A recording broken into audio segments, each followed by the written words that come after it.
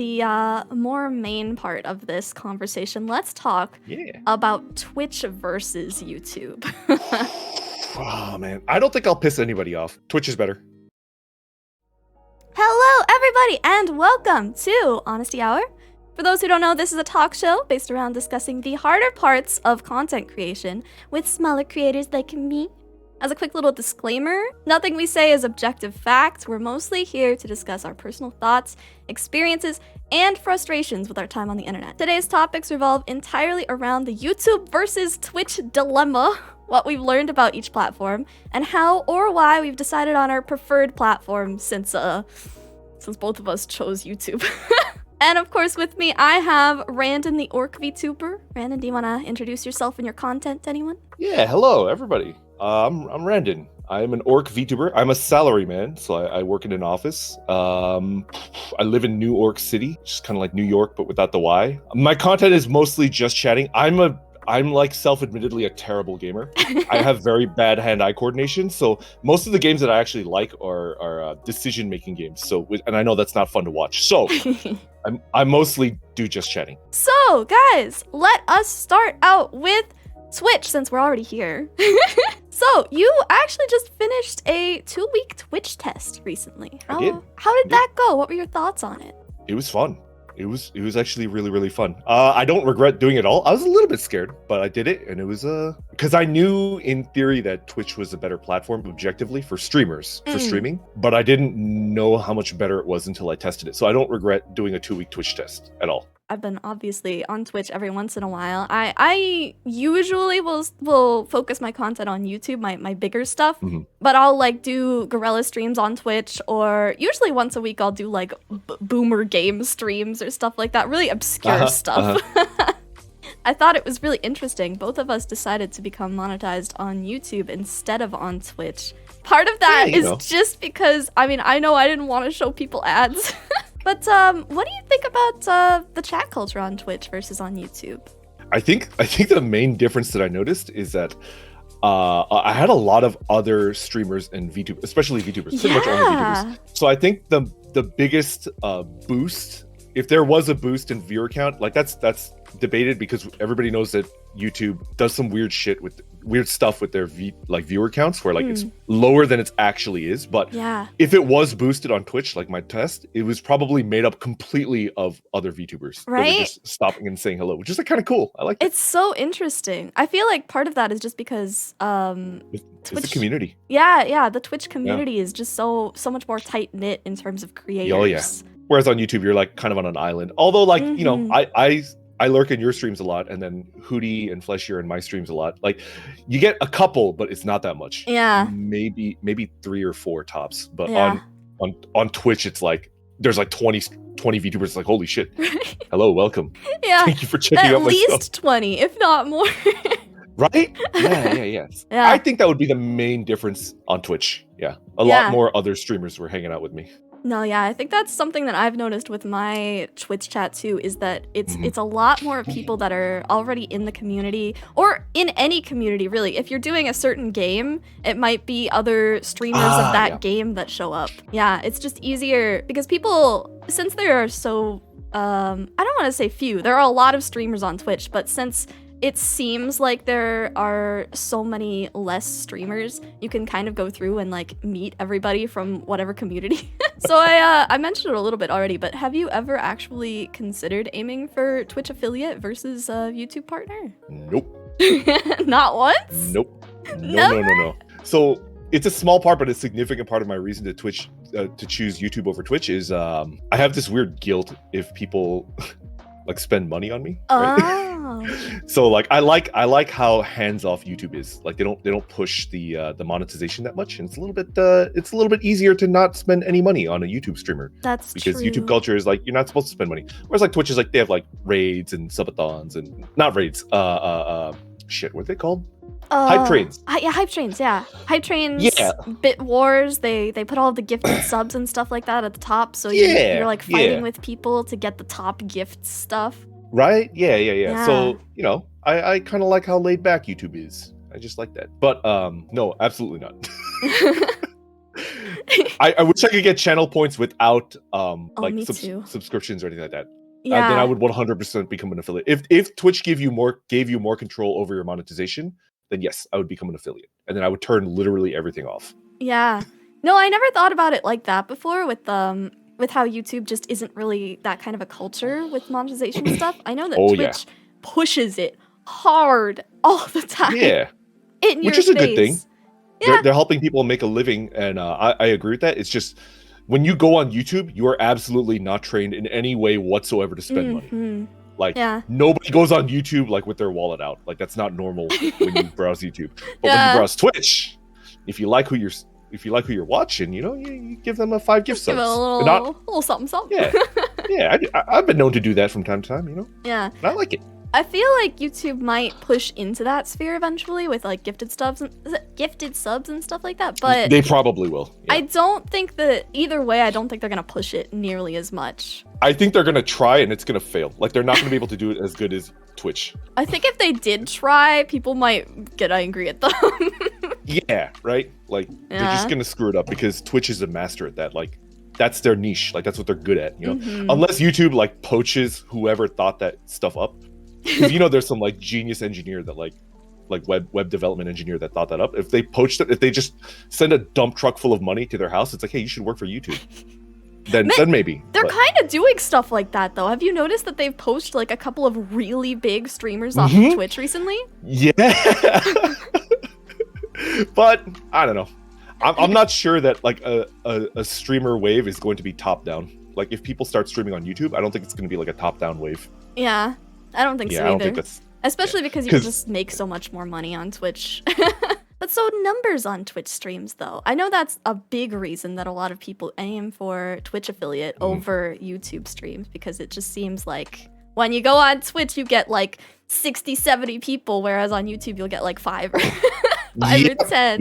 Has that ever made you want to switch, or? Nope, not even a little bit. I know that YouTube is like fudging numbers, so if YouTube shows you 5 people, there's probably 15 to 20. Like, I honestly think that, because I'm just like looking at chat and I see there's more than 5 people chatting. So I know YouTube, I know there's more than freaking 5 people.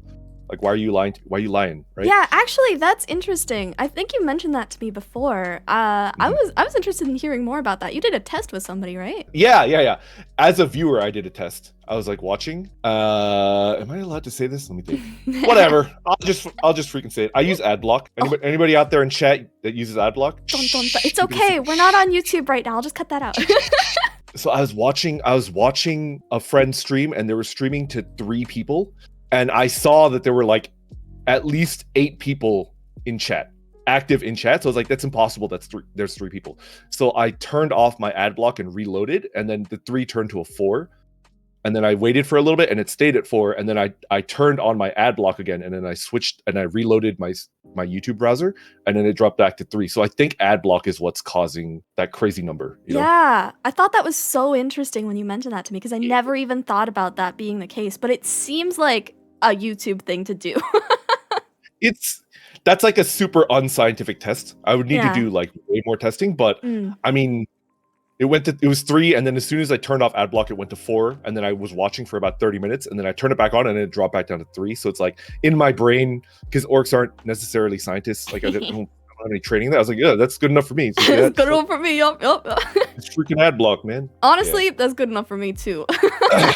Knowing YouTube, I feel like that would explain so much.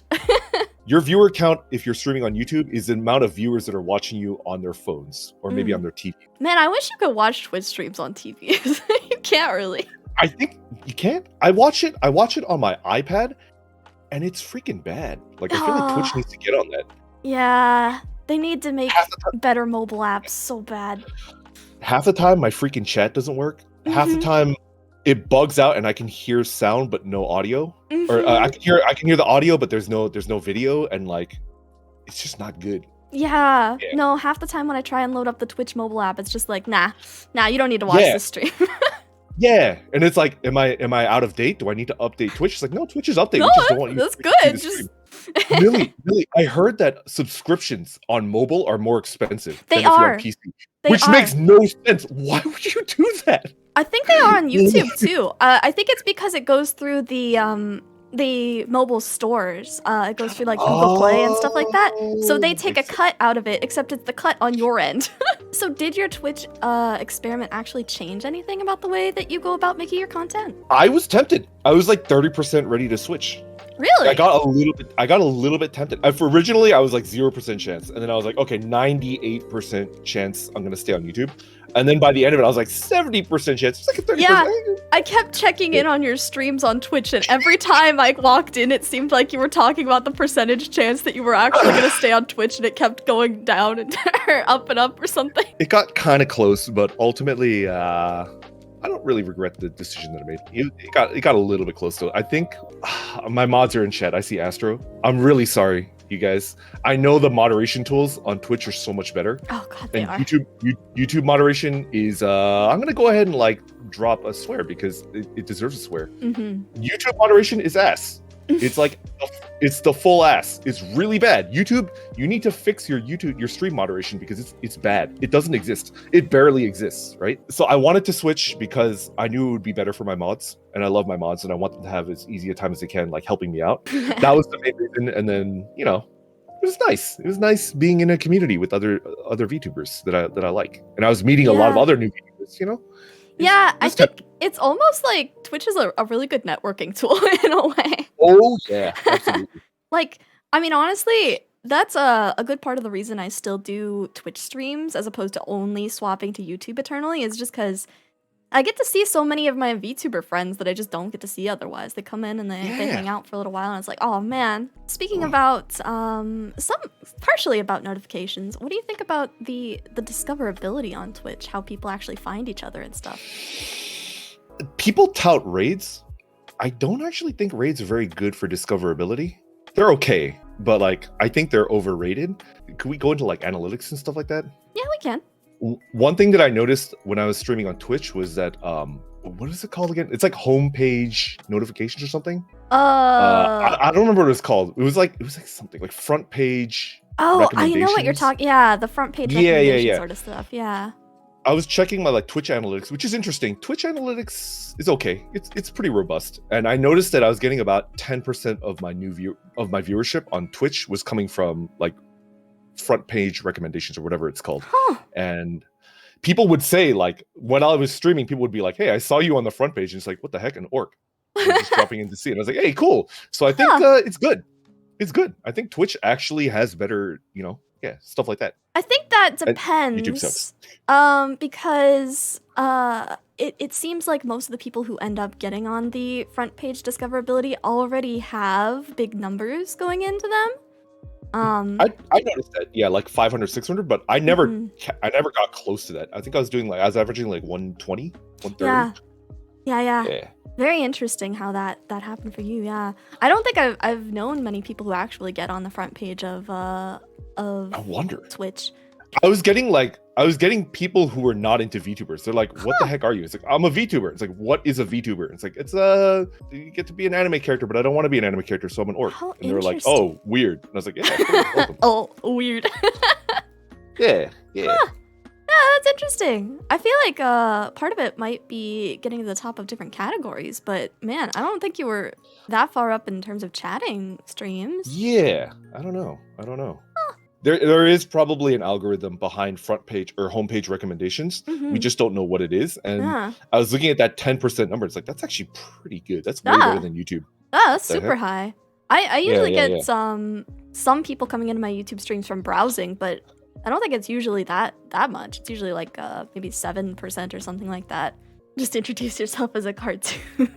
Don't you like cartoons? don't you like some cartoons, kid?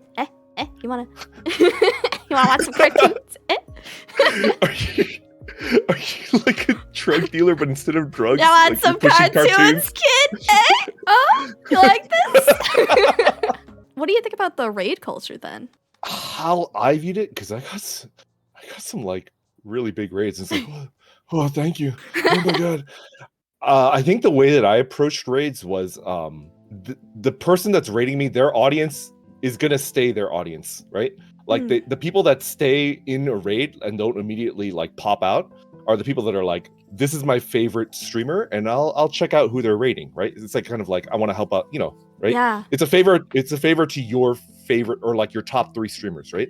So because like they already have a favorite, come on, like realistically, like you're not going to get any new regular viewers from a raid because they already have like somebody that they like to watch. Yeah. However, what I see it as is when you're done streaming as a streamer, you have regulars and maybe they're still in the mood to watch. Like they don't want to like go off and do the laundry or whatever, right? Like they just want to relax, right? Mm-hmm. And if they still want to relax, as the streamer, it's your job to like show them someone that you think is like pretty cool, Yeah, so I think I think Vivi mentioned it. She says you're entrusting your audience with somebody that you think will show them a good time.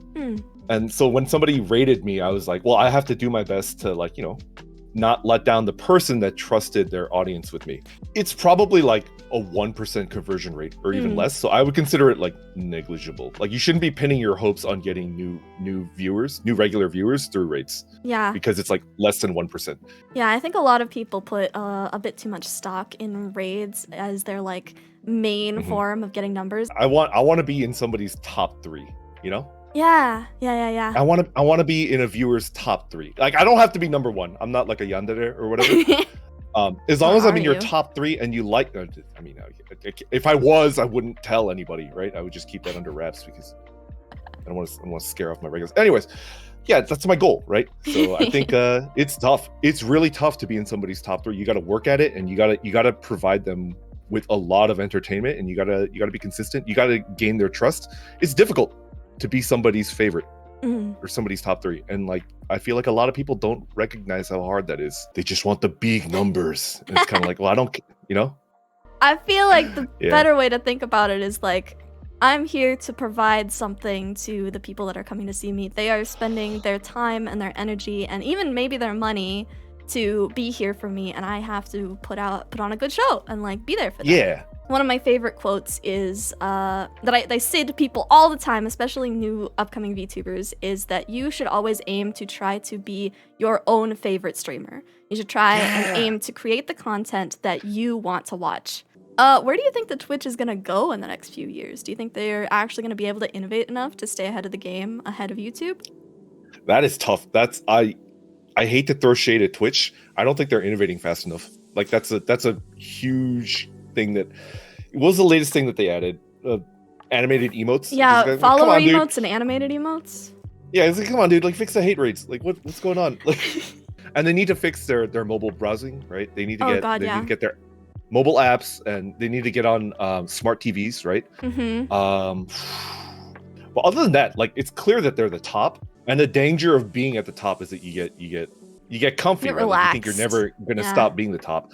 And for me, that's a danger signal. Like I want to see people that are like chomping at the bit to continue being at the top, and I just don't see that in Twitch. I don't see it. We talked about YouTube poaching some of their best streamers and their most monetizable streamers recently. I feel like if Twitch had actually offered them decent enough contracts, they wouldn't have wanted to switch because Twitch has so many good features to it. But I kind of wonder why. Well, I know why Doc switched. He got banned, right? Yeah. Oh, sorry for dropping the F-bomb. I know why Doc switched. Tim is a little bit more, I don't know. Well, I have my theories. I think Tim makes a ton of videos. He releases, I think he has like 6 YouTube channels, and he releases 1 video on each of them. So a conservative estimate is that he drops 5 new YouTube videos every single day. And when you do that, it kind of makes sense to be on YouTube because your streams will boost your videos will boost your streams. It'll be like a direct connection. Yeah. So for Tim, it makes sense. Doc does not make videos. It so synergizes it's like Doc really just well. Yeah, Doc just had to switch because he got booted off of But Tim I think makes sense because if you're a video content creator, it makes a lot of sense to have it on the same platform. They help each other a lot. I don't know who was saying it. I saw a video about it at some point that also mentioned, you know what? It might have been a Devin Nash video. I'll be honest, a lot of this conversation probably going to have a lot of Devin Nash stuff in it. I'd watch his stuff a lot. Me too.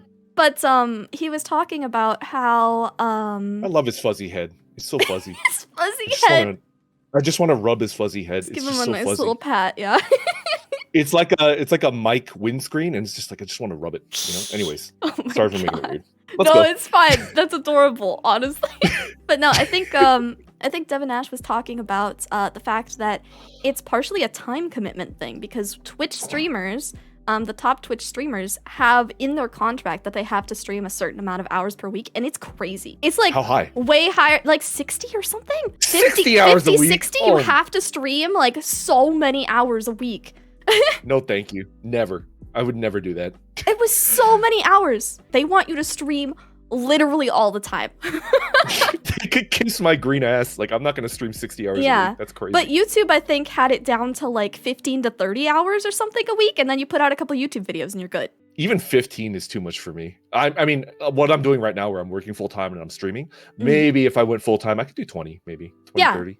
Yeah. Well, for full-time streamers is most of these contracts, right? So 15 to 30, I think that's doable. I think 30 is pushing it a little bit, but I think it was around 15 or something like that with a couple of YouTube videos a week, and that's real good. That's good. Yeah.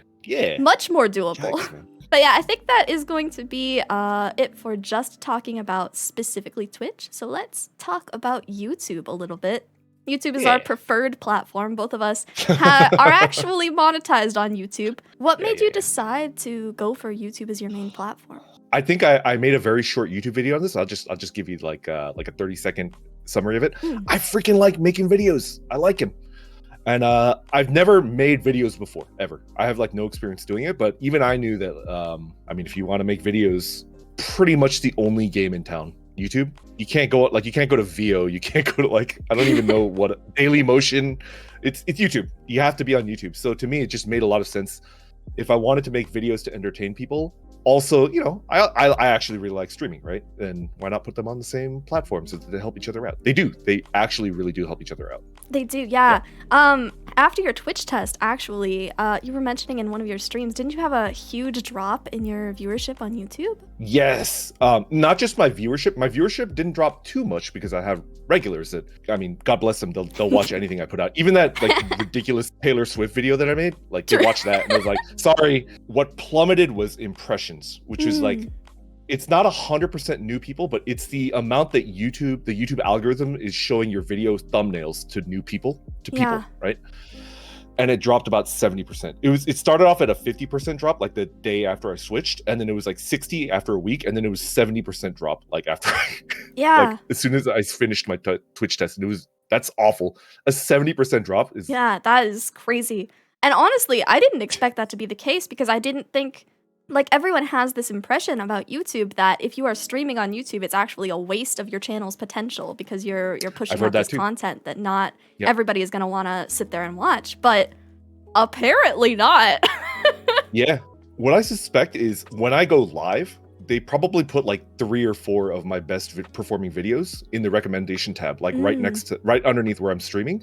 And then sometimes people just like click that because like the thumbnail will catch your eye. Like if it says something like, I don't know, something horny or whatever, right? They'll be like, okay, I'll click that, and then they'll watch it. So like, I think I was picking up a ton of impressions while I was live because YouTube was putting my shorter edited videos in recommendations right underneath my stream, and I think that's what was causing it. And that's actually kind of good if you think about it, right? Yeah. Like, I want more people to watch my videos. So did you you were doing your Twitch test for 2 weeks. Did you ever look at your analytics to just see what they were doing during that time and like go, oh god, I need to go back or something? Yes, I was watching both of my, I'm a numbers dude. Like I do that as my day job, and I actually enjoy looking at numbers. I'm a weird nerd like that. So I was watching both Twitch and YouTube pretty regularly. I don't obsess about numbers, but I did check like once, twice a day.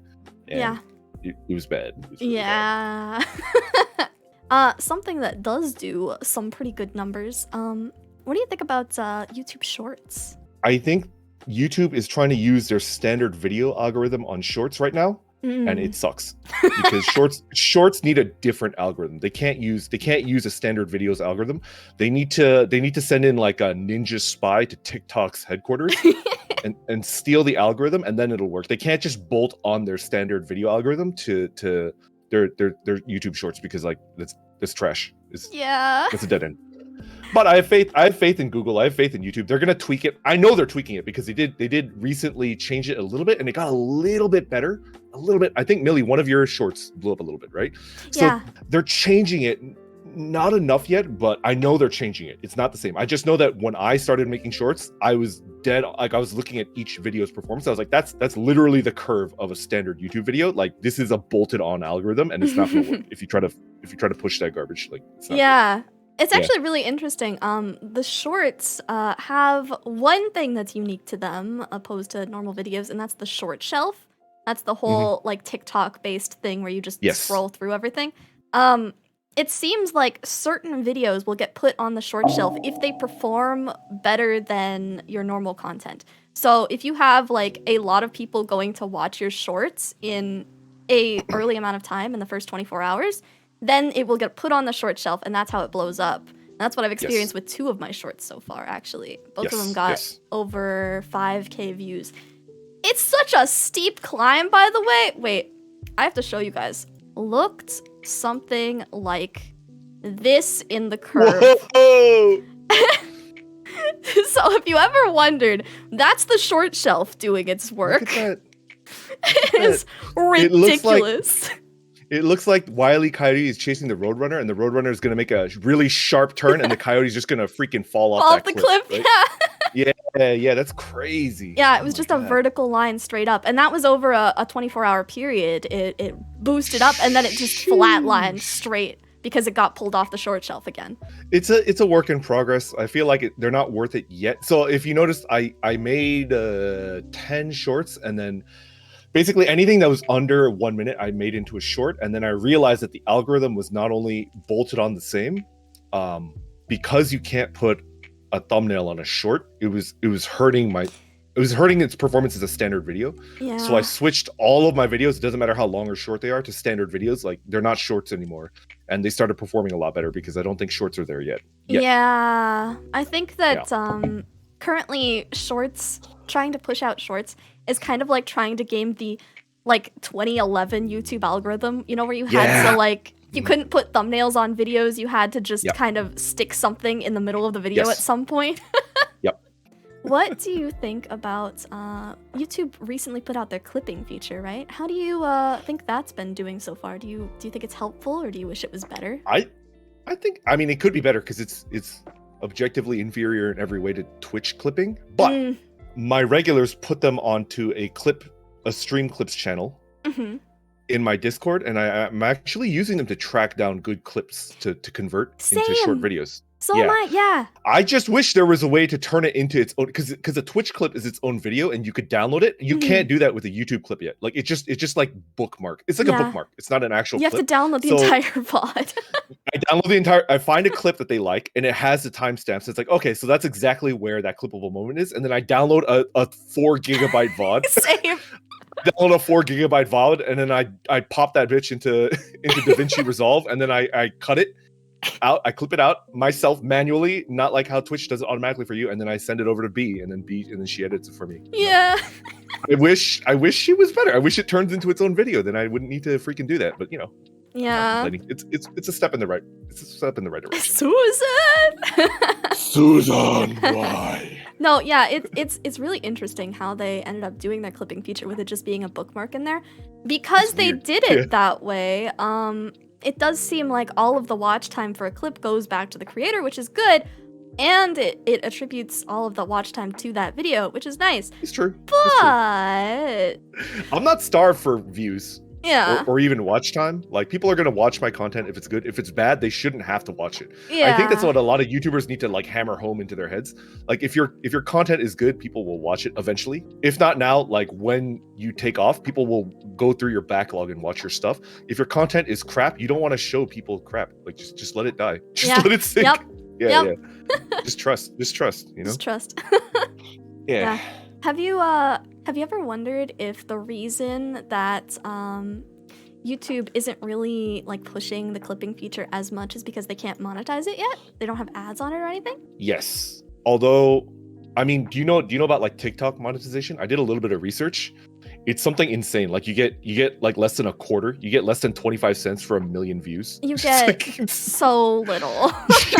you get 25 cents for 1 million views. It's like, what the? Yeah, no. So the thing is like, yeah. So like, I don't think there's a path to monetizing shorts for YouTube.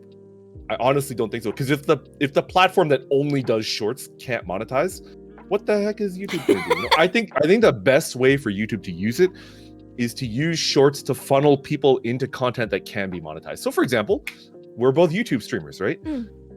If shorts can be used to funnel new people that really like our stuff into our streams, and then they get membership, they super chat or whatever, that's like a way that you could indirectly monetize through shorts. But if an engineer at YouTube manages to monetize shorts, they deserve like $1 million a year salary, because I don't know if it's possible. I hope they turn clips. I hope there's an option to turn clips into shorts. Yeah.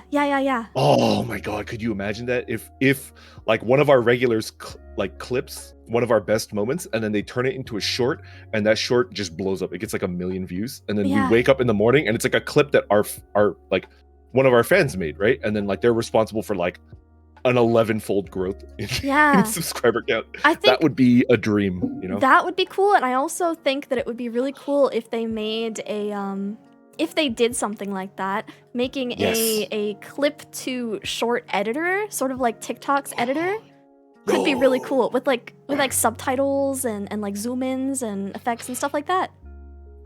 That would be a dream. That would be Wouldn't a dream. it? I mean, we'll see. Somebody also asked, what do you think about dedicated clipping channels having like videos directly linked to your videos? I know that was a controversy recently, clipping channels. Yeah, you know, if you're a pure video content maker and you make like a phenomenal series that takes hundreds of hours of editing, hundreds of hours of voice acting, hundreds of hours of writing, right? You just like, you're sweating blood making an amazing video, and it gets hundreds of millions of viewers, right? And then after you spend all that work, some dude just like clips your video, and then they get like 10 million views or whatever. They clip it down and make like a compilation of it or something. That feels icky, and it should feel icky, but that is intrinsically different from being a streamer, right? Yeah. I would feel very conflicted if somebody clipped, like if I made like a 30-minute ASMR video and then somebody like clipped it, right? I would be like, that's not cool. Don't freaking do that, right? But if somebody clips my stream, hell yeah, please. Yeah. I think that, in my opinion, if somebody is going in and grabbing the clips themselves and doing a lot of editing work and subtitles and stuff like that, they deserve some credit for it. And I think it's also really nice of them to do it. But I think that if they are just coming in and grabbing a straight clip and reposting it, it's a little less, it's like they're not actually doing any work. They're just grabbing it and posting it because they like it. It's definitely conflicted, and I don't think anybody is wrong for having an opinion on this. If you don't want any clippers, that's a good opinion. That's your opinion, and like it should be respected. If you're like completely okay with any type of clipping, that's also cool. And then if you're like in between, that's also cool. I don't think there's a wrong answer as a content creator. Yeah. Like there is, Everyone just has their own opinions on it. I don't think it's worth it to even fight about it. I know some people were like arguing on what's best, what's worse, etc. I think just, you know, sometimes people aren't okay with it. That's fine. Sometimes people are okay with it. That's cool. Subtitles, editing, etc. is amazing. Yeah, I mean, if people do that, honestly, I go ahead. Honestly, though, I'm also okay with people just like straight uploading most of my clips because, you know, I'm happy if they enjoyed it. YouTube has a few extra features when it comes to live streaming that people are not really aware of in terms of trailers, redirects, members only streams, stuff like that. Have you tried most of those out, and do you want to use those? You enjoy them? I just tried the members only stream, and it was freaking sweet. I loved it. And another one that was unmentioned that I think people would I'll die on this hill. Like transcoding is freaking awesome for everybody. Other than that though, what about DVR, Millie? DVR is YouTube only. Like Twitch has nothing remotely similar to that, which is the playback. Like you could pause a stream and then forgot about that. Yeah, no, that's something that I use literally all the time. I could pause a YouTube stream and I can walk away, and then I come back later and watch everything that I missed. Is godlike. It's so freaking good. If Twitch adds DVR, that's like a significant improvement to their platform. Yeah. If Twitch adds like something like DVR, then I'll say Twitch will probably stay on the top because like they're you know. Yeah, I always thought the platform. It was actually really interesting. Hololive doesn't do the DVR stuff, and like, it's so strange to me that they don't, because people miss out on something and they'll be like, what happened during the stream? On the topic of features that YouTube has that Twitch does not, what do you think about the community tab? I'm still getting used to that. I don't post on my community as much as I should.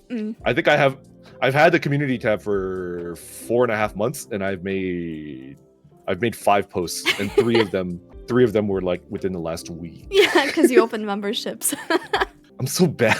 People are gonna call bullshit. I'm just like not good with social stuff. I'm just like not. Why are you a streamer, forehead? Right? And it's like I understand that it seems weird, but like I'm just so bad with social stuff. No, listen, don't call bullshit. It's so much different when you're sitting like on your own, staring at your computer monitor, answering a couple of messages that pop up on your screen than you are like actually trying to figure out every single social media thing, or how to word things to people, or how to make friends. Like, it's so different. It's scary and intimidating, and you're worried about. It's like walking through a minefield. You're not sure if you're gonna piss somebody off, or whether, or like the reverse, because we have, as streamers, we have to worry about like parasocial relationships, right? Like if you're too friendly, and then somebody gets obsessed with you, like you don't want to do that either, because you're gonna actively like lower their quality of life. Like you want your regulars to be happy. You want them to have a life outside of you, and like it's like a razor's edge. Like you can't be too friendly. You can't be a dick. You know, like it's tough. Yeah, and I think also on top of that, usually when you're doing a stream, you know that people are already there and are already there to see you be entertaining or do certain things. Yeah. That's fine. When you're doing like a community post or something like that, you don't know if people actually want to see it. You don't know if you're advertising too much. You don't know, like... Yep. It's scary, you know? It's scary. I think I should use the community function. I should make more community posts. I got a lot on my plate though, so. Do you think that YouTube will ever reach the same level of stream fame as Twitch, or do you think it'll always be more of a side thing for YouTube? I think things are always in a state of flux. Assuming that it's impossible that YouTube will ever become the top streaming platform. If you assume that, I hate to break it to you, buddy, but you're not thinking critically. Like if you think Top Dog is always going to be top dog never falls. If you look at history, top dogs in every single like branch of humanity have always fallen. Very few people die at the top, and that counts for YouTube too. YouTube is top dog for videos, right? YouTube could I think it's very possible that YouTube will get absolutely bodied by a new thing that comes up right behind it and it's not paying attention, because if you don't think that, you're not thinking critically. If YouTube stopped, I know they still are pretty on the ball usually in terms of creating new features and updates and stuff like that. If they ever stopped innovating, somebody could easily catch back up to them and just 100%. Bam. It's really interesting because I mean, Twitch is owned by Amazon. It feels like Amazon doesn't have the same stock in Twitch. Did you know that actually Twitch's whole live streaming algorithm and programming and stuff like that, all of the back-end stuff, is actually available for sale from Amazon? You could just buy that and make your own Twitch site right now. That's crazy. I did not know that, and that's very worrying. I think that is what their biggest thing is with Twitch. They're trying to push Prime memberships, and they're trying to actually sell the programming to people. And I think that that's what they want out of it. I don't think that they want to be the top content creation site, because they're not putting money into it. It's not even making them much money year per year. They're wasting money. Right, I know, right? They sell all of their back-end coding. Who would do that? That's crazy. Right? Yeah. Oh my god. Where do you think that YouTube intends to go in the next few years? Do you think they want to focus on streaming? I think there is a market for people that will watch streams on TV. Obviously, not a lot of people do that yet. But if more and more people, because I think a lot of people on YouTube, like a surprising amount of people on YouTube browse on their TVs. Yeah. No, my mom does. a huge amount of people browse YouTube on their TVs. And also almost nobody browses Twitch. And your consoles. Yep, and your cell phones and stuff like that. When people on TVs, when people on their cell phones, when people on their tablets start to watch more streams, when that enters their consciousness, and they start to seek out streams, live stream content on their TVs, Twitch is screwed, and YouTube is going to take that entire market share. I think all of it. I think not Nobody only is in a Twitch, I think also TV is screwed. Oh yeah, absolutely, yeah. I mean, TV is already half screwed anyways. People don't watch TV anymore. They want to watch things online. But when you get all of your live shows happening, like you have to, like you get your time slots. Oh, at 8 p.m. I have to go watch this show that's airing. When that happens on YouTube too, and that's just a mainstay thing, man. I personally believe that there's a market for live streaming on like television, and that's why I like YouTube. Yeah, because I'm banking on that. I'm banking that's going to be the next boom of stream watchers, in my opinion.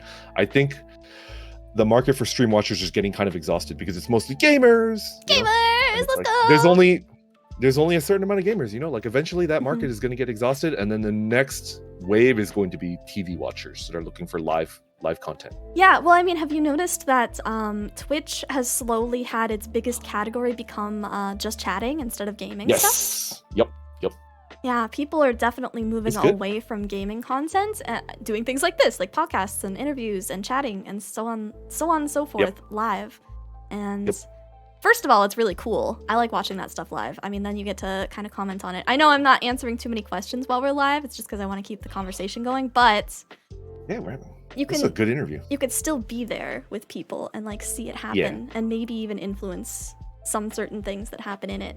The English VTuber community, Twitch versus YouTube stuff is like a really weird dichotomy. Have you ever felt like English VTubers kind of pity those that have decided to go to YouTube instead of Twitch because it's difficult? Never to my face. people, especially other VTubers are, for the most part, because I see I almost never check Twitter if I can, because it's like, it just depresses me. It's toxic. sometimes when I do, I see people that are like, this VTuber was very mean to me. It's like, oh, that's like awful, and I hope that never happens to me. And this never happened to me. Like every VTuber interaction that I've had, it's actually been like Same. I've never gotten hate mail or anything like that. Yeah. So to my face, nobody's ever like pitied me for being a YouTube streamer. But I do think I get people saying like, it's better for you if you switch, and they're saying it because they care. Yeah, it's the goodness of their heart. They're trying to help. Yeah, they want me to do better, and like they're giving their advice to switch, and it's like I appreciate that, but I've done a fair amount of thinking, and I'm happy with where I'm at right now. I think so I'm just gonna keep. Another thing that I've gotten a lot is people calling me courageous for picking YouTube. Oh, people have not said that to me. Oh yeah. Oh, okay. Courageous for picking YouTube, and also like sticking with it, dedicated for sticking with it instead of just making the swap after my numbers were low. I don't know if I think I would feel a little conflicted if someone said that I was courageous, because that kind of implies that I'm making a mistake, right? So exactly, that's what I felt like. It kind of felt like it was kind of a backhanded compliment in a way, because it was like, well, what's wrong with YouTube? Man, I don't know how I would react to that. I think to their face, I would be like, oh, thank you for the compliment. But in my mind, I would be like, were they throwing shade at me? Hold on, hold on a minute. In terms of just streaming content, though, I think that is technically true. If I was just doing streaming content and I was on YouTube, that would be a very bold choice. Yes. It's a choice where you're banking on right now.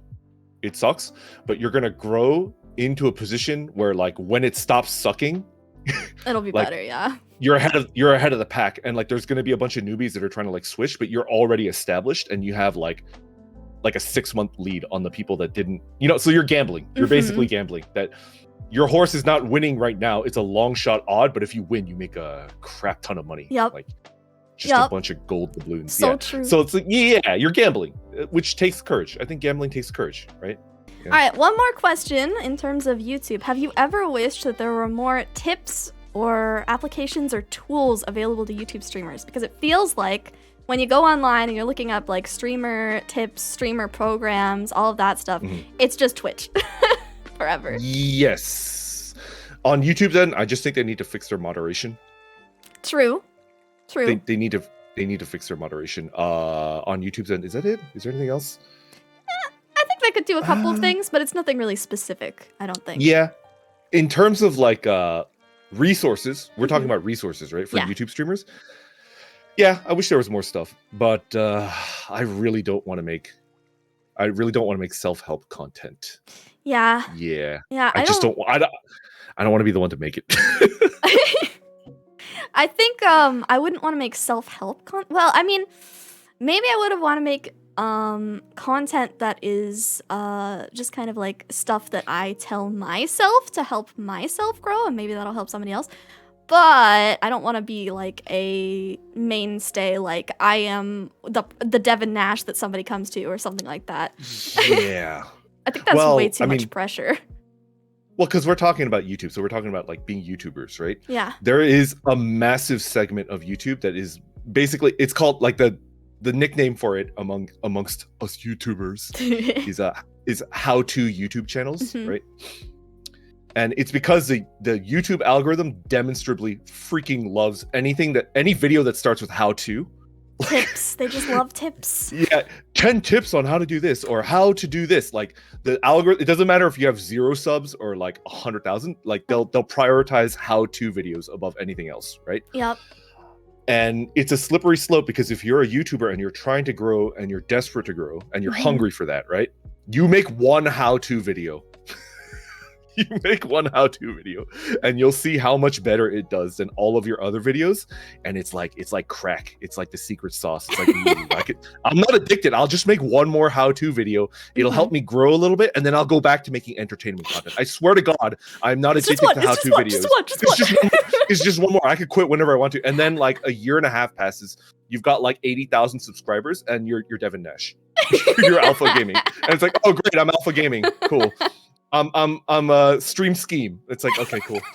And it's like I know I'm not strong enough inside. Like my willpower is not strong enough to avoid the crack if I start down that path. So I will never make a how-to video because I know it's going to do better than all of my entertainment videos combined, and then I'm just going to be a how-to YouTuber. That's also why I had the disclaimer at the beginning. I feel like a couple of people in my last 2 honesty hours were thinking that I was putting out like fact information or like tips on how to do it or stuff like. No, this is just us kind of like talking about our experiences and us like venting a little bit and chilling for a while. Yeah. Having Thank you for inviting me. It's fun. It's great. Yeah. For anybody who was not here for the very beginning, this talk show is all about like talking about the harder parts of content creation. I did 2 others where we talked about things like numbers or things like being more original and trying to break the Hololive mold, as I call it, trying to like bust out of that and be more unique. And then there's this one, of course. But this content is just nice because I get to talk to streamers about some of the harder stuff. I've seen a lot of like really sad Twitter posts recently. I just want people to vent a little. All right, so let us move into the more main part of this conversation. Let's talk about Twitch versus YouTube. Oh man, I don't think I'll piss anybody off because even if you're a YouTube streamer, you're not going to be like, oh man, you're going to be like, yeah, because YouTube streamers understand. Yeah, okay, let's go. Yeah, no, I think it'll be fine. I think most people are I hope mature enough to understand we're not targeting anybody. Yes. Yeah. All right. So what do you think about the Twitch versus YouTube war? Twitch is better. If you're 100% streamer, stream on Twitch because Twitch is the best freaking platform. You will grow maybe 5 to 10 times faster if you're purely on Twitch. However, if you're making videos, and I felt this in 2 weeks on Twitch. I was only on Twitch for 2 weeks, and I completely, like, my obsession with making videos dropped to 0 while I was on Twitch. Like, I had absolutely no drive to make videos while I was on YouTube. I heard you talking about that, yeah. To the point where my editor was like, hey, I need content. Up for the month. Hey. I need raw footage, and it's like, I'm really sorry. I'm so sorry, B. I'll get you the raw footage tomorrow, I swear. And she's like, okay, but like, if you don't get it to me, you're gonna give me like 12 hours to edit, and it takes me a long time. It's like, I'm so sorry, I'll find it.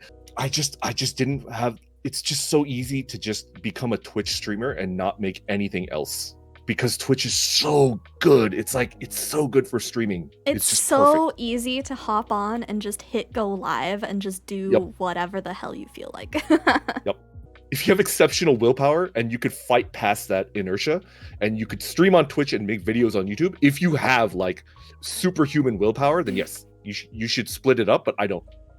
I tried it and I don't. Anyway, sorry. I'll be honest, sometimes I kind of do feel the like video making burnout because I could just go live on Twitch. I don't have to make a thumbnail. Yeah. I don't have to deal with anything. I could just shove Yeah. the topic in. I'm good to go. If I want to change things in the middle of the stream, I could just swap categories. Suddenly nobody cares. It's so easy. It's better. It's cleaner. Mm. Like your audience engages so much more enthusiastically on Twitch. So if like as a just chatting streamer, it's so easy to draw out engagement on Twitch. It's just that's what they're used to. So it's like it's just better, damn it. And they're so much more used to calls to action. I mean, you talked about monetization stuff. Twitch users are so much more used to all of that stuff being like told to them all the time, hey, give us your primes or blah blah blah, wow, a hype train, etc., that it's so easy to do that stuff too. Yeah. But I think that my main reason that I keep going back to YouTube is because I have to put in that extra effort.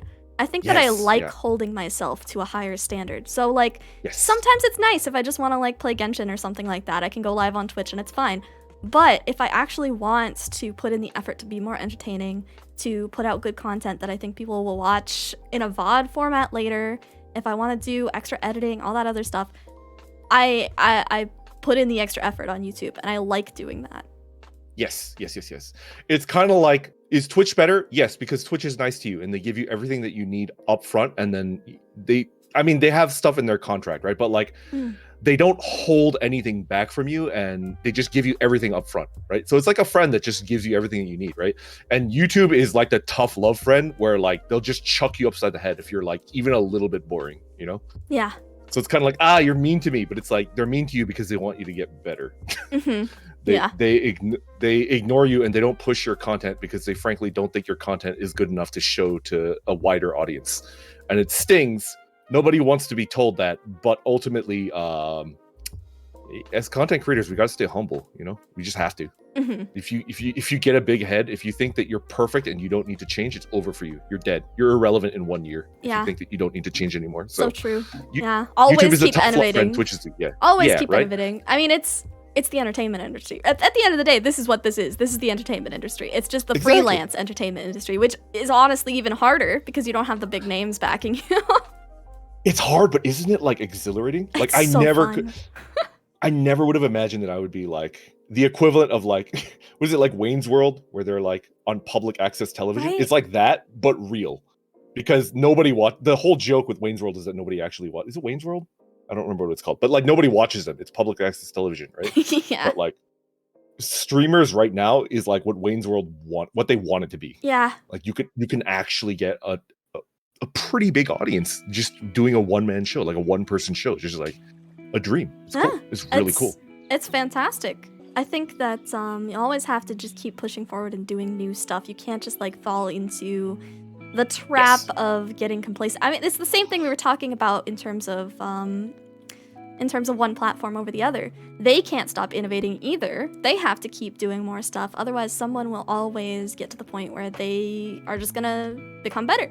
All right. Don't get complacent. Never get complacent. That's the big thing. In terms of the Twitch versus YouTube war, Twitch might be the better streaming platform, but you're always going to have to keep innovating even on Twitch to get more viewership. Yes. And if you want to make more than just streaming content, YouTube is the place to go.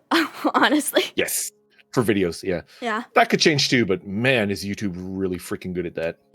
So, have you ever noticed, since you did do your Twitch test, did you notice that fans from one platform are less likely to cross into the other platform, to actually like go between? It's very, very rare. Although the people that like me on YouTube switched. Yeah. I didn't lose many, if any, people that watched me on YouTube. They came over to Twitch and they watched me, but I noticed a whole bunch of people that were watching me on Twitch, and then I switched back to YouTube and they did not follow. Like a couple people did. I think 3 people did. Yeah.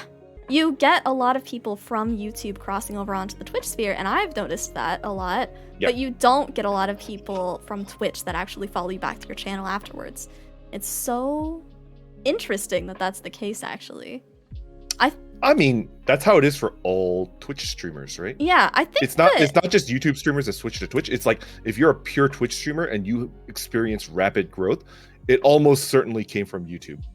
Like 95% of the time. Yeah. It's like a 19 out of 20 times it came from YouTube. I mean, it would also help you grow on YouTube. If you were doing YouTube streams and then you pushed the streams along with your other content, then you would get more people from that too. But yeah, in terms of Twitch, if you stream on Twitch and then you say, hey, I'm gonna be live on YouTube, you're probably not gonna get anyone. Nobody will go. Yeah, very few people. Like I probably got exposed to at least 800 to like 1,000 new people that didn't even know that I existed for my 2 weeks on Twitch, right? Yeah. And maybe like 4 people followed me back. Yeah, and also I bet there's a subsection of the people that were following you on Twitch that were like, he's not gonna go back, he's gonna stay on Twitch. And then you went back and it's 100%. Like, what are they gonna like sit there like, man, I miss Randon. Just go on YouTube. It's like a sports anime when the third years graduate. It's like, God, they're dead now. It's like, no, we're just in college. But we're over here. Hello. It's like, man, I still remember when they were alive. It's like, you can still call me. You log off of Twitch, you're dead. I've been texting you. Like, why aren't you responding to me? So, actually, we talked about it earlier, but I did want to bring it up in this stream, especially since we also talked about it yesterday and in your members stream. Quality in streaming. HD and 720p, those are the two big ones, right? Yeah. It's really interesting. Usually for Twitch, you would want to stream at 720p maximum because you're not guaranteed access to the transcoder. So you're going to have a lot of mobile people coming on, or even a lot of people from other countries that are going to have issues watching your content on Twitch. You have to have good internet to be on Twitch. You can't not. You're screwed. Or what if you have banger internet, but like you live in a household of like 9 people and all 9 of them are streaming, like watching something, right? And it's like you're fricked. Yeah. Yeah. So do you think that the fact that YouTube offers the transcoding and Twitch doesn't helps certain people in countries actually find content to watch? No question. Absolutely. Yes. It might not be the smart thing to do for like business or growth, but I think you should care about like the least able members of your community. The least common denominator, yeah. Like the people that don't have money, the people that don't have good internet connection. I know it's not smart business-wise to care about the least of your flock, but I think that's how I operate. That's how I will always operate. I think you'll have people that'll appreciate that too. I usually try to do... I actually have accessibility-based rules on my Discord even. I saw a post at some point where somebody was showing off what it looked like or what it sounded like when you use one of the text-to-speech programs with special characters. It's crazy. It sounds like mathematical sans P, mathematical sans S, mathematical... Yeah. So I actually have rules in place on my Discord to not allow people to use any special character text so that if in case somebody needs to use a text reader, they can be there. I want to do the same thing with my streams in terms of color blindness. I want to make my streams more accessible to colorblind people. And I also want to have text that is very visible on screen if anyone needs to read anything. I got to work on it, but I want to. I mean, that's an amazing mindset. And like, it just shows your good character, right? Because it's going to piss off some people that like to, add flair and I think they're valid. Like, they're not wrong for doing that, right? But we're the custodians of our own community and we get to call the shots. And like, I'm sorry if I like piss off the people that want to do like interesting, unique stuff. Like, I think I always want to cater to the people that like are least able, I don't know. Yeah. I don't know. It's just weird. Yeah. That's why transcoding is important to me because I've had multiple people tell me that they can only watch me on like 360p, which is like ancient. I can't even remember the last time I watched something on 360p. Probably like a anime music video from 2003 or something, right? Yeah. But if they need to watch me on 360p, like they gotta, and I respect that, and I think they should be able to do that without missing out on a stream, Yeah, that's something I really like about YouTube. We were talking about YouTube versus Twitch, huh? So much to talk about, and yeah. So much. Yep. In fact, It's a lot. It's a lot. What about monetization? What do you think about Twitch's monetization policies versus YouTube's? Do you think that it's important for a new streamer to actually take those into account, picking where they want to be? I think Twitch is just better for monetization. I honestly think so.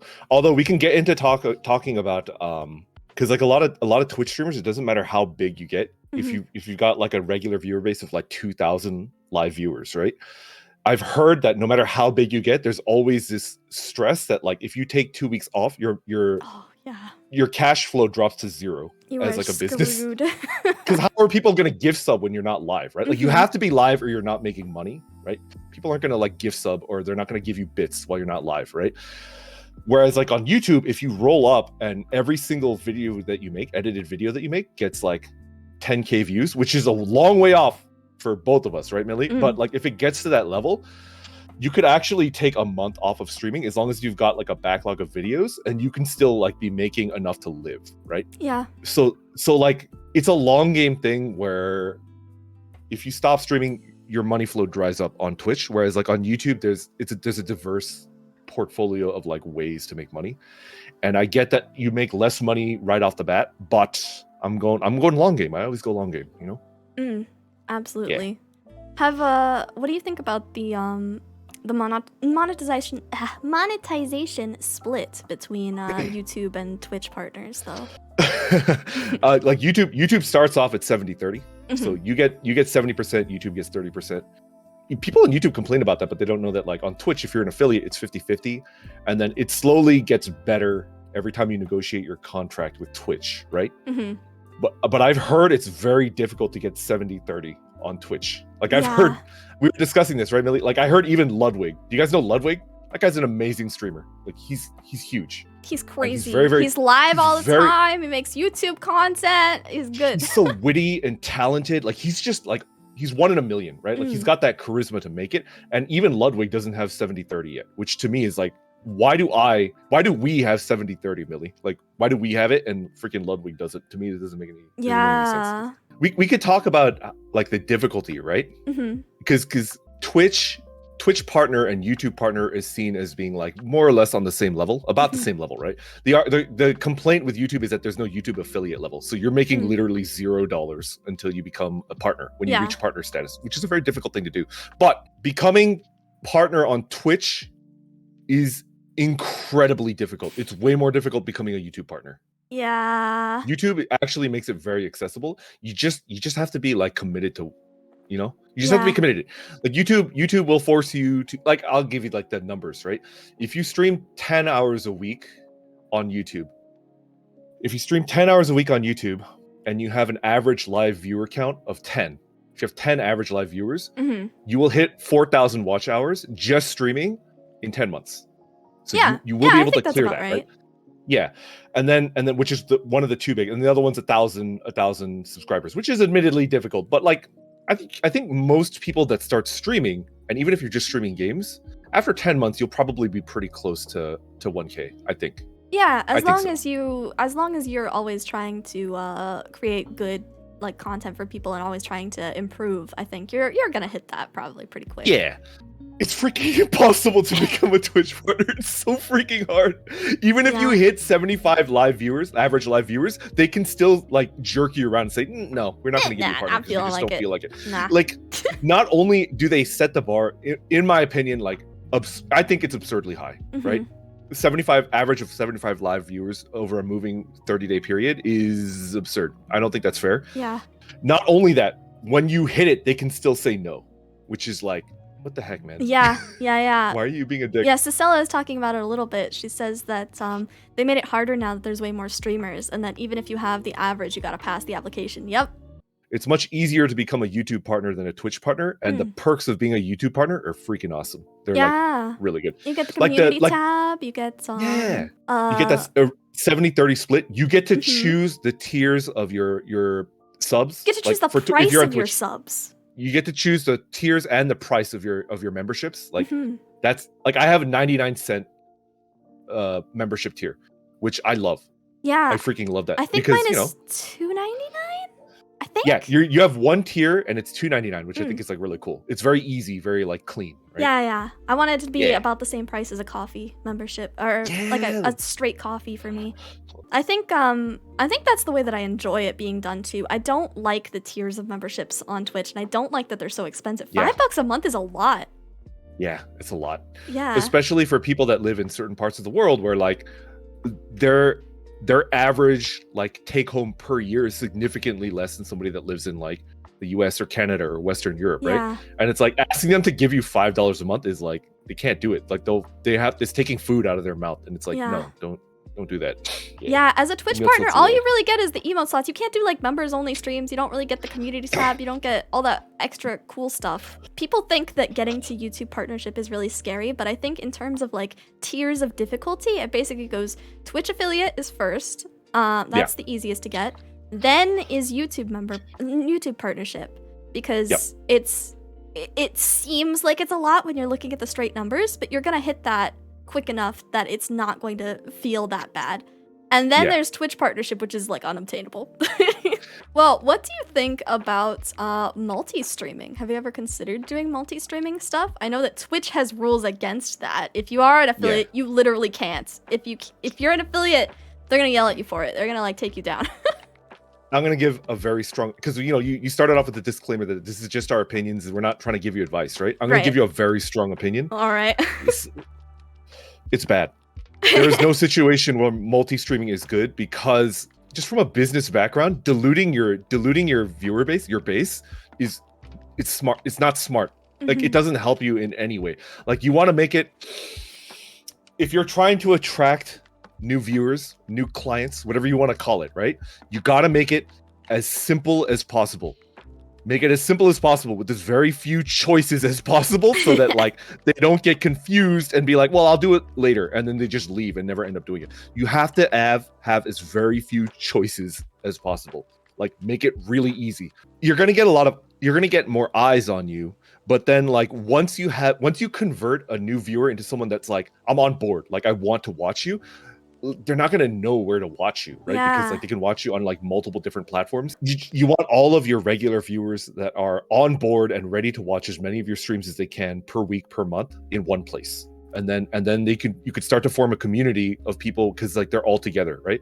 Whereas like if you're a multi-streamer, your Facebook regulars are never ever going to interact with your Twitch regulars, except on Discord, I guess. But like, I mean, half the fun is interacting while you're live, right? That's why we're streamers. I think I was under the same impression when I first started up. I did not touch Twitch for months after I first started streaming, and that was mostly because I just did not want to split my community up. I wanted them all to be together in one place, and I wanted to be able to talk to them all at once, and I wouldn't want certain people to miss out on certain things. Nowadays, I do some streams on Twitch, but the streams that I do on Twitch are the ones that I'm okay losing the footage for and like kind of forgetting about later.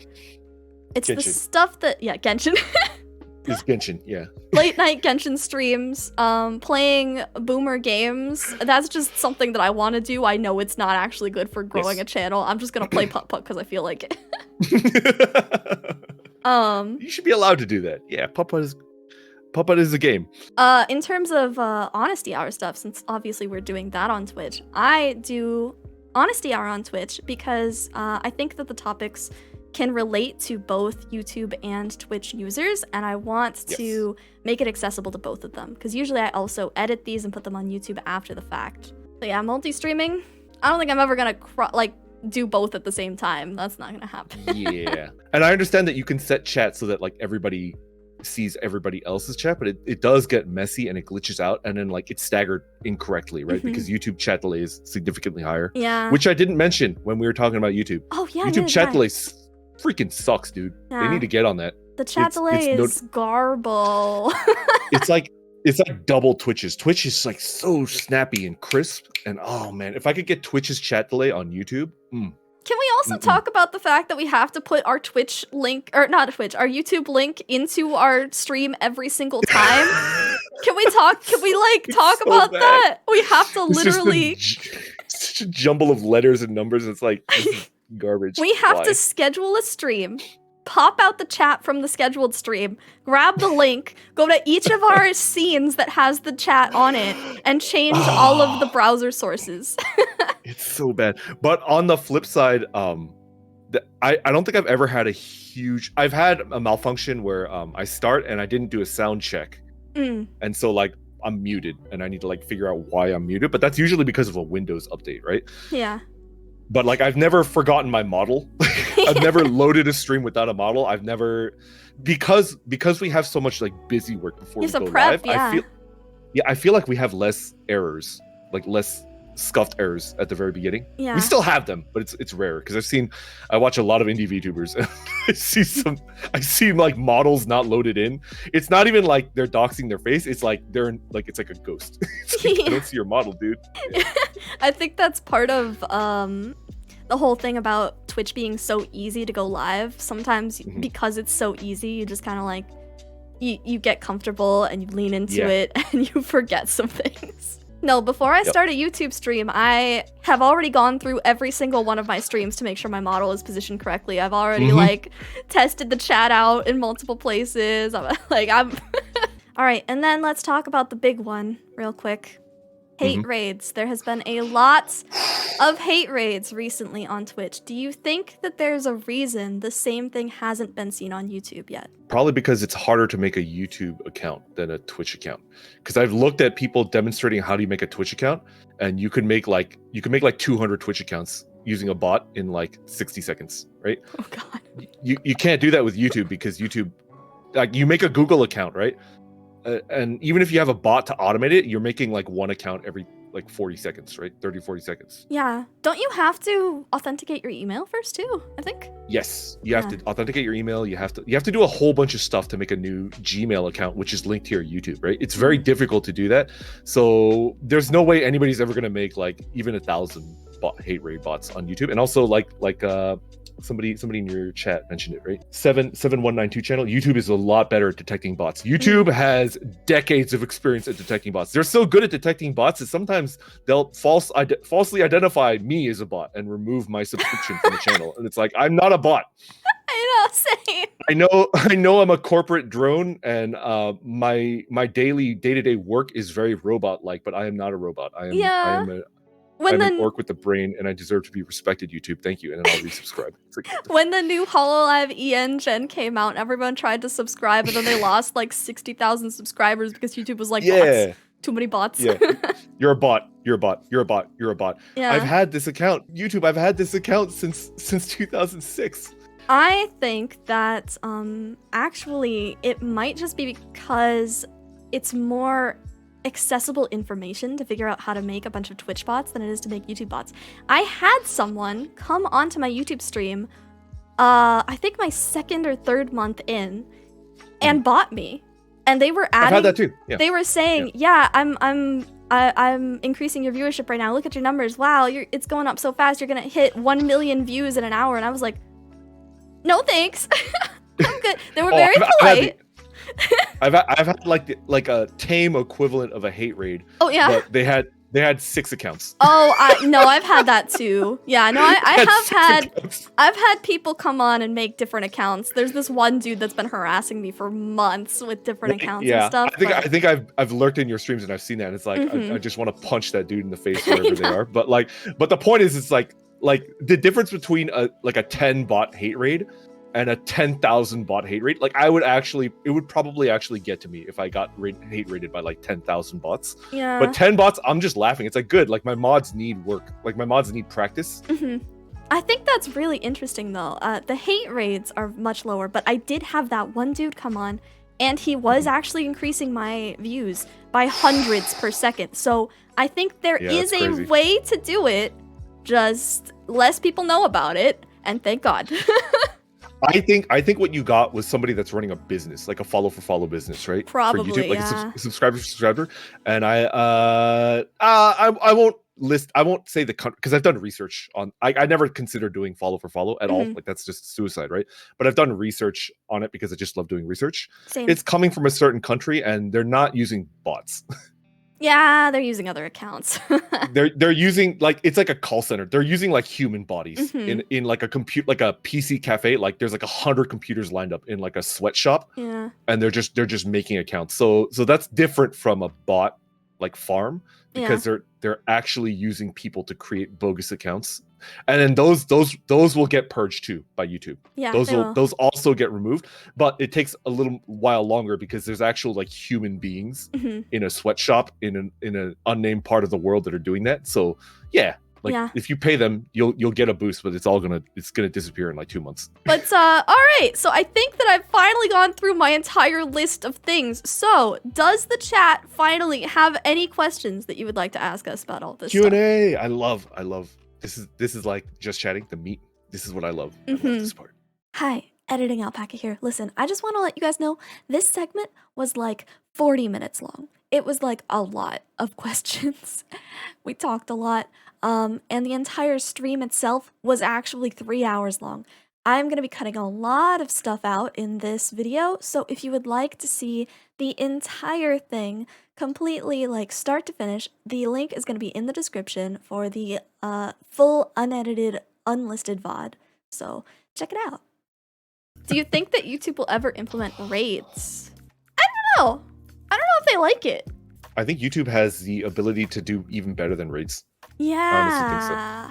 I think that YouTube, instead of implementing raids, would rather create something that will push you towards the next live stream that might fit your interests. I also think though that like based on the numbers that I was looking at, like how little impressions I was getting because I wasn't streaming on it more, to an extent they do push your content a lot more when they know that you're live, right?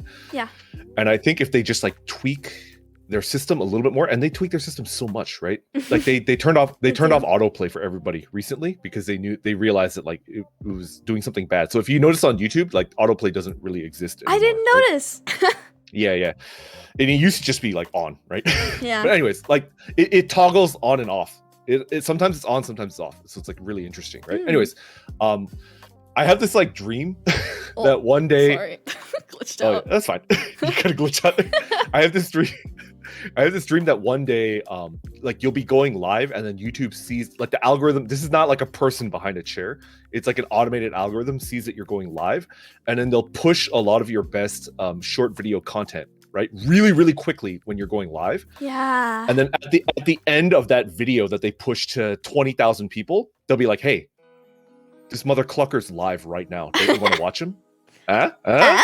You could just click one button and you can watch him live, and then you'll like, so like you'll be streaming on YouTube to like like X amount of people, and then suddenly you get raided, but the raid is not from another streamer that likes your content. The raid is from the algorithms like showing you to like 200 people that like your short videos, and they're checking you out for the first time.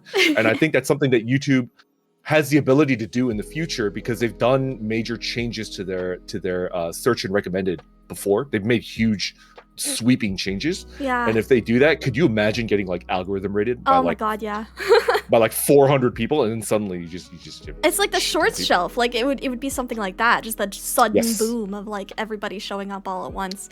Yeah, I think that YouTube wants to be more in control of it. I think that you can still do like manual raids on people, and you found out about me? I knew about you before then. Yeah. I think we were mutuals on Twitter. My main problem with Twitter is that like I just look at the model and it's like, that's a banger model. That's a cute ass model. And I click follow, but I don't check my timeline, and then I just never see people ever again. And I'm sorry. I'm sorry to the people that we're mutuals with, and like I never check your stuff. It's because I never check anyone's on Twitter. Yeah. No, I rated him on YouTube, and I think that was our first real experience, like kind of talking to each other. That was wild. That was crazy. I've been rated before by Animal Crossing streamers, actually. No way. People that were not in any way affiliated with the VTubing community found me streaming Animal Crossing with my Animal Crossing style alpaca model, and they rated me. It was wild. That's awesome. I had a streak of 3 or 4 of them in a row that did it. I was like, what? So if you want to you want some raids on YouTube, go join the Animal Crossing community. And just as an aside, I know a couple of people have asked me before if there was a way to get on this talk show. That is kind of a problem there, is that most of the people that I have booked currently for the talk show are people that I have either watched for a long period or I already kind of know them in a way in the community. And I'm structuring these talk shows around things that I know the other person has experienced before, dealt with before, and has information to give. So it's hard if you're someone that I don't really know that well. You guys mentioned that Clippers shouldn't monetize. What's your opinion on animators or content creators that use your content for other purposes? I never said Clippers shouldn't monetize. I'm just saying that it gets way more complicated, right? Whereas if they're not monetized, it's extremely simple. I think Clippers should just do whatever the heck they want if it's not monetized, right? But if it is, that's when I think you should ask permission. I don't think I'm on the fence. I'm on the side where it's like you don't even need to ask for permission. Yeah. In my opinion. If they contact you and say, hey, please take it down, then you got to take it down, right? But I don't think you need to ask permission, right? Unless you're monetized, and then you need to ask for permission. And I think that's fair. And I think, and I would give permission. I would. I think that's the biggest thing in terms of all content creation. Really, is that if you are monetizing it and you're basing it off of somebody else's content, maybe you should at least like give them the option of saying no if they don't want it. Yeah. But otherwise, I mean, you know, if you're not monetizing it anyways, I think that's when you have more leeway, and maybe they might not like it, maybe they might ask you to take it down anyways, but it's less likely. How does the upfront cost of VTubing affect your decision on platform choice? Yeah, I think Millie and I have very different situations, you know? So we're going to give two very different perspectives on the upfront cost of VTubing, right? Yeah. You want to go first? So in my perspective, since I did make all of my overlays, all of my models, all of my assets and things like that, when I was first starting out by myself, I even went out of my way to make like background songs and stuff like that. Since I made all of that, it wasn't really a problem for me to just pick the platform that wasn't going to make me any money. Because I didn't have to worry about trying to make back the cost of what I was spending. I could just go into it and put all of the hard work in and get what I wanted out of it, and that was fine. I get that some people don't have that luxury, and I am very, I don't want to say privileged because I work hard for it, but I have an upper edge on some people who can't do all of that stuff, and it really might play into their decision to go onto Twitch instead because it is better monetization. They can make back all that money. As for me, my life as an adult has been one long series of stupidly expensive hobbies. So I kind of budget like my stupid hobbies that I admit that I'm sinking money into, and I'm spending way too much money on equipment that I'm not at the skill level to take advantage of yet. So it's like fishing, and then bicycling, and I'm so freaking slow as a bicyclist. Like I'm just always at the back of the pack.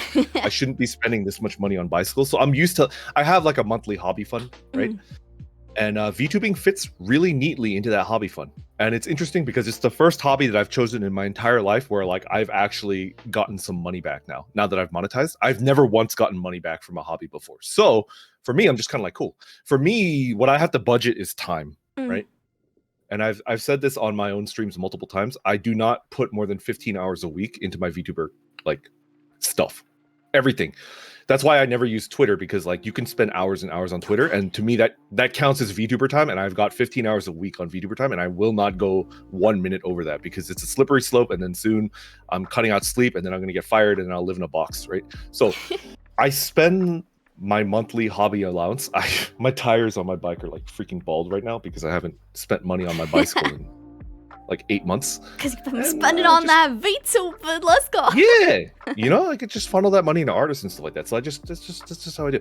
And it's like, it sucks because I hear VTubers that are, you know, VTubers that don't have like full-time work. They don't have like they don't have hobby money, which is incredibly privileged, right? So I understand that like I'm in a privileged position, and a lot of my growth is because it's not because I'm working hard or because I'm talented. It's because I'm privileged and I've got like money to throw at an editor. I have money to throw at, in my opinion, the finest illustrators and the finest live 2D riggers, right? The money advantage is incredibly huge. and it's unfair and it sucks, and I own up to it. Do you Man, think that you could so hold funny. your ground as a content creator without your model? That's an interesting. No? No. You think that being an orc man makes it? Absolutely. I think I've liked orcs since I was in high school, but I think the concept that I stumbled on is just like lightning in a bottle. I think I got lucky when I made this concept. Like, I honestly think I got lucky, and if I didn't make this concept that works really well for whatever reason, man, like I would have no viewership. I would have no viewership. I think my case differs a little bit. I don't know if I could hold my ground as a content creator without my model, just because as a woman streamer, if you are not putting in a lot of effort to make yourself look conventionally attractive, you're gonna have a lot of issues trying to actually grow a following, or That's probably you're gonna true, have a yeah. lot of people insulting you all the time. I did cam streaming before, actually, and I have YouTube channels, 2 of them, in fact. But I have YouTube channels, and I have done cam streaming before. I got called a whale before when I was cam. I'm not even a big person. What the I'm not a big person at all, but I'm about the size of my model. But I still got called like a whale because I wasn't wearing makeup or something one day. It was it doesn't even matter what you look like. Why would people that like say that to anybody, they deserve to get thrown into a freaking volcano, Right. man. What the heck? It was so silly too, God. It has nothing to do with like how you look. That's just not who raised this person. Like, what happened in this person's life that they think that this is acceptable behavior? This is crazy to me. I don't understand. Do either of you do any voice practice? Would you say you talk differently while you're streaming, or are you just speaking normally? I don't do voice practice. I do practice, like, actually, because I've become a VTuber, my posture has gotten much better. I know my model is like hunched over. Actually, I kind of, in my daily life, I used to look kind of like my model, like the way that I was hunched over. Like, I had very poor posture. But if you're gonna be a windbag for 3 freaking hours, like just chatting for 3 hours, you need to fix your posture, because your lung and your diaphragm need to be like on point to be able to do that without blowing out your throat. So my people in my daily life have been like, your posture's great. Are you seeing like a chiropractor or something? It's like, nah, man. It's like, what are you doing? What's your secret? It's like, I just care about my posture more. Nothing. Nothing. Yeah. So I practice good posture, which I think is like very important if you're going to be speaking for a long amount of time. I agree. You have to give your lungs that space. Don't shrimp. Drink water. Drink water. Always drink water. When I was I haven't. Yeah, actually, I need a sip. I need a sip. No, I haven't done any voice practice. I would think that all of my voice practice so far has been in my live streams. And actually, if you go back to my earlier streams, you will notice that near the end of my streams, I'm clearing my throat a lot. I sound a little bit more hoarse because I just was not used to talking that much. Same, yeah. And I do speak differently while I'm streaming. I definitely do. I'm really quiet usually. I put on the energy real hard when I'm streaming. Yeah, which might also be a good reason why I am not as good with DM communication and like talking to people after streams. I hardcore drop my energy into the stream itself, and then afterwards it's like I'm not the same person anymore. I'm tired. Yeah. I pretty much lay face down in like a bowl of Cheetos after stream. And I can't move my arms. I'm just like eating with my mouth, right? Yeah. It's just like, okay. Now, do I want voice practice? Kinda. Yeah, I feel like that could only be a good thing, right? Right. In terms of YouTube, you guys were talking about the solid Twitch community. Do you feel like YouTube has a similar sense of community? No. No. Not at all. Every YouTuber is a freaking island, man. Yeah. Not only are they an island, the people that come into your chat, they're all different. Yes. I think if anything, like the our friendship as YouTube streamers is abnormal. Very. Like, it's very rare. Yeah. It's extremely rare. Yeah. It's not normal at all. Yeah, you usually don't intermix communities at all, unless you're like, I don't know, in the drama community or something on YouTube. Yeah. There's probably areas of YouTube where like there's a very strong community, but I think the VTuber community on YouTube is very much your own island, which is It's comfortable, but also lonely, maybe 10% of the time. Yeah. Right? I feel like a lot of the community sense from Twitch, by the way, comes from the fact that Twitch really did stem from gamers. So it's a bunch of gamers coming together to do stuff, whatever it is. So there's always a common component, whereas on YouTube there isn't. Do you agree that the more obscure your niche, you benefit more from YouTube than Twitch? No. No, absolutely not. I think that if you have a really obscure niche, you're actually going to benefit better from Twitch because YouTube discoverability depends on doing more popular trends. Yes. Yep. Yeah. Or also like delivering a need. Like how we're going to go back to how-to YouTubers, right? Like, yeah. If you can't do how-to YouTubers, you need to find a way to make searchable content that is not how-to. And thus far, of like 7 months of grinding, I've only made one video that counts, and it still made me feel a little dirty. It was that male Vtuber video. I felt a little dirty making it, but I did it, and it was good. It's extremely difficult to make searchable content that is not how-to. You have to make entertainment content that is searchable, which is extremely difficult. And once you can crack that, I feel like you will grow very steadily on YouTube, and I don't know how to do it yet. Yeah. I don't know how to do it yet. You are always at the whims of the search algorithm on YouTube. Yeah. You have to make something that people are looking for rather than just doing something for the sake of it, which is why I actually do my boomer streams on Twitch instead. I could just toss up the retro category and just be like, I'm doing whatever I feel like, and people will find me through that. It's easier for them to see me. Oh, how do I grow my channel if I can't allow clipping as the permissions that I get from game developers do not extend to clippers? Game devs are a whole other thing. When you're a company that has any amount of liability, whether it's like full liability, which is suicide if you're trying to start a business, or limited liability, which is way more reasonable, you still have liability, and it's better just to blanket deny everybody than to like filter through the requests. So it's not you. It's much safer just to deny everybody. Yeah, it's easier. That's why Nintendo does it, right? Like Nintendo was just striking everything eternally for a while. It's not because they're evil. It's just safer.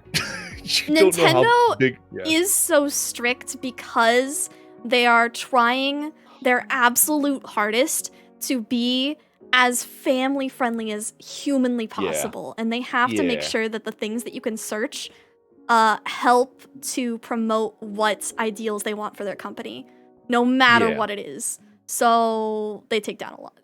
As for tips, man, I wish I could tell you, right? Like if we knew how to do that, man, we'd be in a much better position. Dealing with game developers and also music production companies and stuff like that is stuff that I haven't personally gotten to yet. I'm only like, I just hit 1K on YouTube like a couple months ago. I'm not there. All right, I think that we finally caught up on everything. I think we answered everybody's questions and stuff. So, I think it's about time to wrap things up. So, thank you for having me. I'm sorry it ran so long. I've watched both of your previous episodes and this was really a long one. We both have sorry. Many thoughts. It's fine. But as a quick takeaway from all of this stuff, in terms of being a YouTube creator versus a Twitch creator, it all depends on what you are most comfortable with in the end. I think that if you want to be somebody who is just a streamer full-time, I would go with Twitch. If you would like to be someone who also creates video content or wants to put in that extra work on thumbnails and dealing with the algorithm and stuff, I would definitely go YouTube. Either way, I would definitely also push your content to as many other platforms as you possibly can. Yes. No matter what. If you're going to be a pure streamer, Twitch. If you're going to also make videos, clearly YouTube, right? Because YouTube's great for videos. That's simple as. Like, there's no other way to And I feel like most VTubers want to be pure streamers. So I think so. Twitch. Yeah, most of the time. Twitch. Yeah. It's hard making videos. Yeah. It takes years to learn how to make it properly. My videos are awful. Like, it's going to be 2 or 3 years before I make videos that I'm proud of. But and I think it's going to be a long time before I can figure out a good schedule for all of the million things that I'm doing at once. Yeah, right. But we're in it for the long haul. It's fine. It's a journey. If you would like to if you see more of Randon's content, actually, I have you're too kind. I have some links here. He does mostly just chatting stuff. So if you do like listening to him talk about this stuff, this is most of what he does. Yeah, I just gab. Which is weird. That's not what I do in real life. It is what it is, right? All right. But thank you guys so much for coming. Thank you. Thank you, everybody.